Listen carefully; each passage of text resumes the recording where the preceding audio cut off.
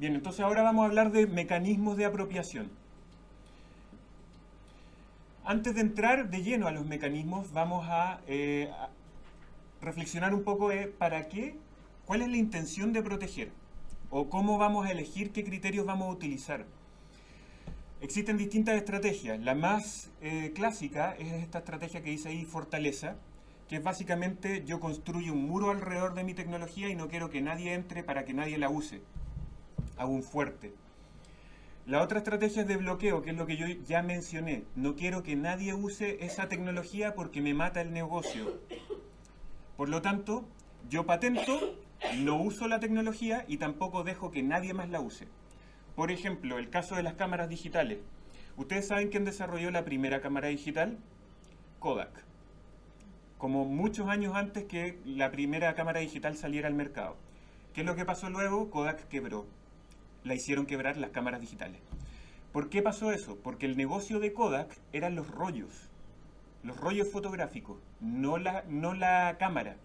Entonces, cuando un científico joven dentro de Kodak dijo, oye, tengo una cámara digital que no usa rollo, la reacción de Kodak es, viejo, esto me mataría el negocio, sepultémoslo. Ahora, ¿qué es lo que, si Kodak hubiera sido a lo mejor un poco más astuto y maquiavélico, lo que podrían haber hecho es patentar la cámara digital y bloquear al resto el uso? De hecho, ellos creo que lo patentaron y hicieron licencias.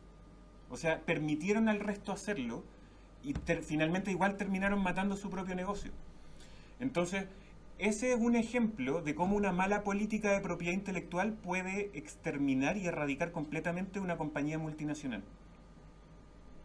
¿Ya? Entonces, si estamos hablando de compañías más pequeñas, con mayor motivo uno tiene que tomarse en serio este tema. Bien, entonces, libertad de operación es lo que yo comentaba. A lo mejor yo necesito patentar no porque yo quiero que evitar que el resto lo use, sino que quiero asegurarme de que puedo avanzar sobre terreno seguro y que luego no va a venir alguien y me va a demandar. Por ejemplo, uno de estos trolls de patentes.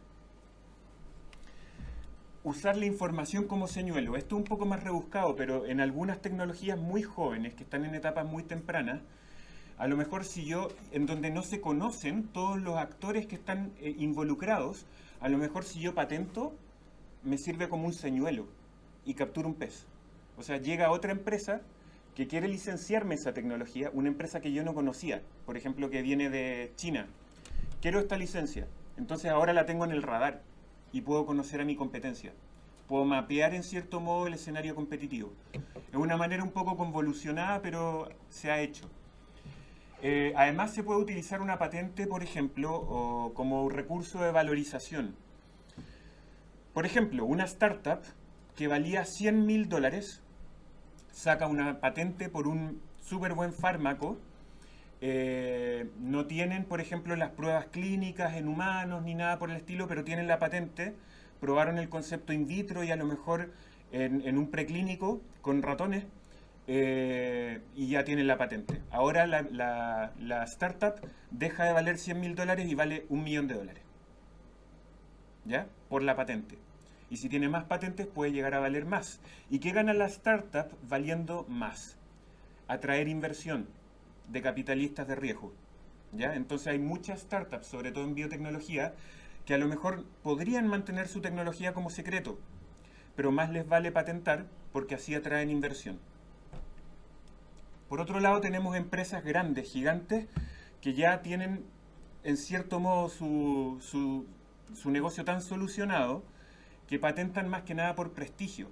Algo que eventualmente podrían decidir no patentar y mantenerlo como secreto, patentan solamente para mantener una cierta cultura, una identidad de que son líderes en tecnología. Y finalmente podemos tener una estrategia de control de propagación. A lo mejor si yo patento, por ejemplo, una universidad desarrolla, por ejemplo, la cura al SIDA. ¿Ya? Entonces ahí viene un dilema moral.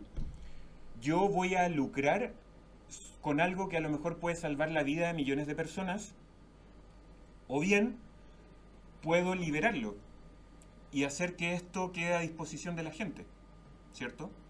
Entonces, hay casos de universidades norteamericanas que, habiendo desarrollado una determinada tecnología, patentan y luego hacen esa patente, extienden licencias a quien se las pida, gratis.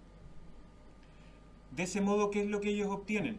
Saben quiénes usan su tecnología en todo el mundo, número uno. Pueden masificar esa tecnología rápidamente. Y por otro lado, esa tecnología se puede transformar en hegemónica. O sea, en la única respuesta a un determinado problema. En donde desde China hasta Timbuktu, si alguien quiere resolver ese problema, va a usar esa tecnología.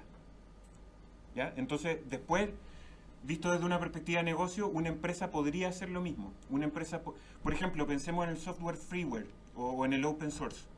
Hay empresas que usan open source, que desarrollan algo y lo dan gratis. ¿Por qué lo dan gratis?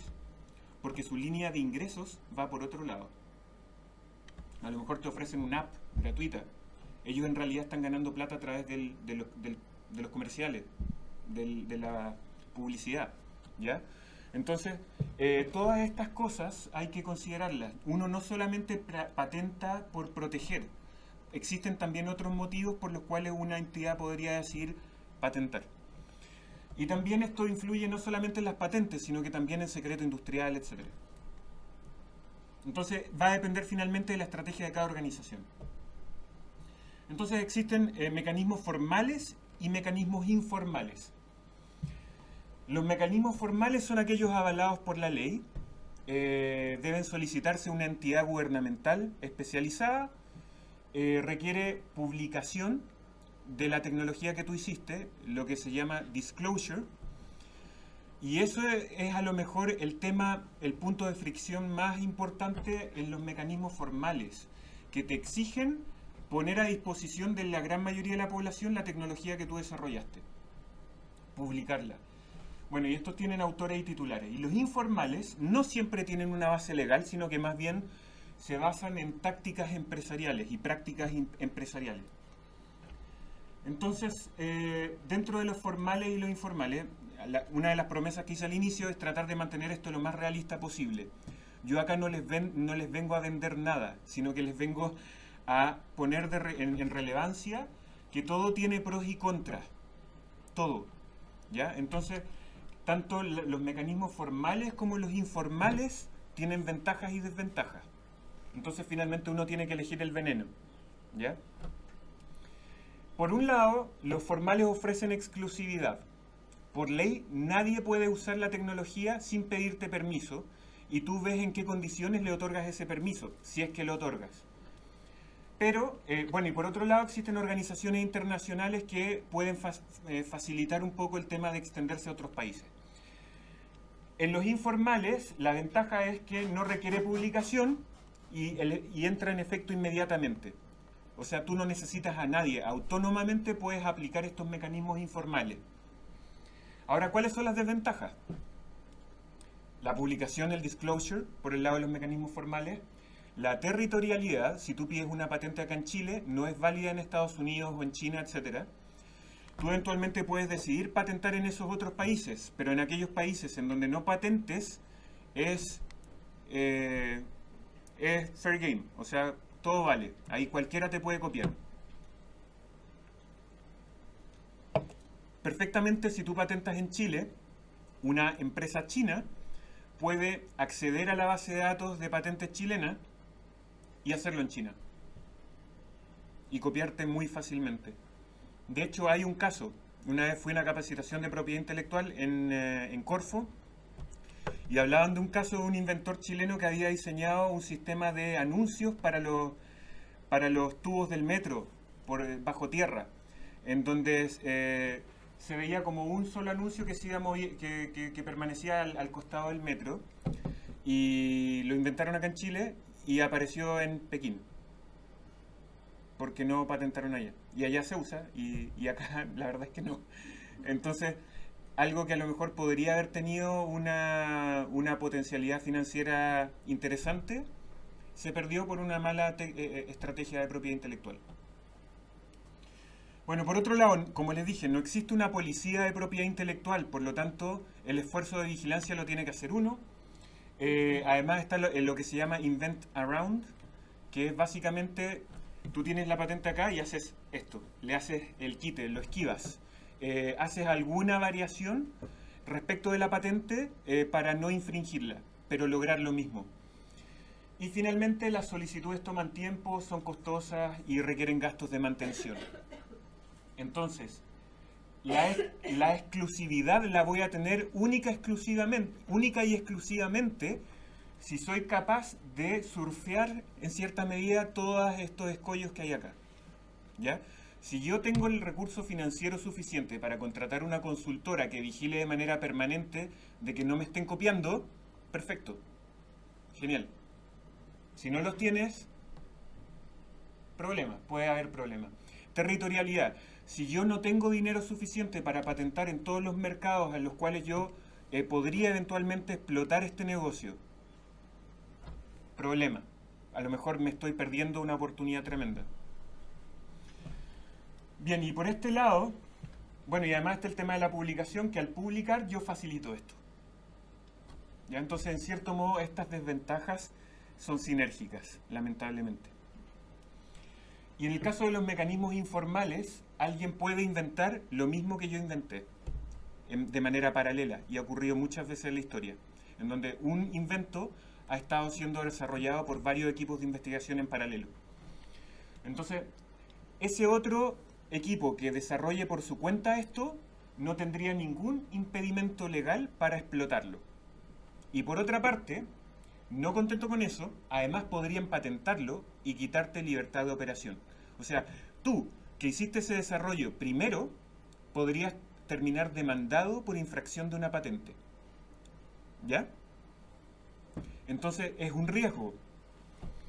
Y acá en este caso involucran medidas prácticas, físicas, tecnológicas, administrativas y legales que también tienen sus costos, que no son tan obvios como en el caso de las patentes. ¿Qué pasa en el caso de que tengo patentes y tienes un secreto industrial? ¿Ya? ¿Cómo otra persona puede saber que tú estás haciendo lo mismo que él si tú lo tuyo es secreto? Es que a lo mejor no saben. Pero no te podrían demandar entonces. Ah, no te podrían demandar, pero por ejemplo, secretos industriales es muy común mantener en el caso de procesos. ¿Ya? Bueno, resulta que una empresa lanza un producto A al mercado. Bueno, resulta que esta empresa en algún momento cae en la cuenta de que en el mismo supermercado donde tiene su producto, al lado en la estantería está el tuyo, que es igual. Entonces, eso lógicamente lo va a llevar a cuestionarse, a lo mejor el proceso que ellos tienen se parece al mío, se parece al nuestro. ¿Ya? Entonces ahí obviamente vas a caer dentro de su radar y van a eventualmente, incluso si estuviéramos en Estados Unidos, te demandarían por si acaso. Pero si lo tuyo, lo del vecino, es secreto industrial, ¿cómo puede demostrar que no lo está copiando si esto es secreto? Por eso, por ejemplo, en el caso, por ejemplo, ¿qué se hace en algunos casos en Estados Unidos? Podrían demandarte sin saber a ciencia cierta que tú estás infringiendo. Porque en el juicio tú tendrías que presentar evidencia de que no lo haces. Y es la única manera que tienen de enterarse. Exacto. Y muchas veces, cuando te obligan a poner todas las cartas sobre la mesa en el juicio, perdiste tu secreto. Ya, entonces esto es súper capcioso. Bien, entonces, dentro de los mecanismos formales tenemos patentes de invención, modelos de utilidad, marcas y algunos otros. Y en el caso de los mecanismos informales tenemos secreto industrial, complejidad y tiempo de liderazgo. Lo que mencionamos antes como características de la tecnología podrían eventualmente transformarse en mecanismos de protección, mecanismos de apropiabilidad. Lo más efectivo a la hora de hacer una estrategia de apropiabilidad, una estrategia de propiedad intelectual, es proteger simultáneamente a través de varios mecanismos. Eso es lo que ha probado ser más efectivo.